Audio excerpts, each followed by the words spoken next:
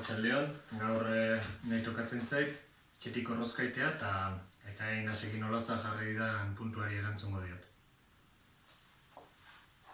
Konfinamendu aurretik etxe aldaketa, desegin gabe daukat oraindik maleta, baratzean da obran egunak betetan, Urkullurekin egin behar detizketa, beste 2 hilabete behar ditut eta, beste 2 hilabete behar ditut eta.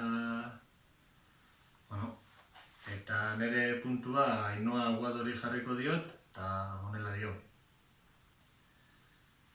Taberna eta kirola dituzu eskura. Eskerrik asko.